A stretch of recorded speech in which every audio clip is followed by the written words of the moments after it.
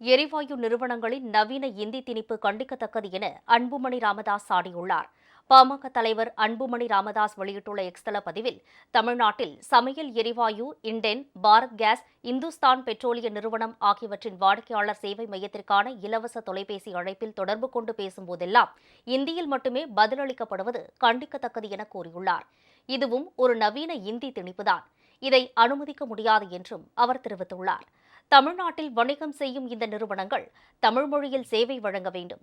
இலவச தொலைபேசி அழைப்பை தொடர்பு கொள்பவர்களுக்கு தமிழ், ஆங்கிலம், தெலுங்கு, மலையாளம், கன்னடம் ஆகிய மொழிகளில் பதிலளிக்கும் வாய்ப்பு இருக்கும் போதிலும் கூட இந்தியில் மட்டும்தான் பதிலளிக்கப்படுகிறது.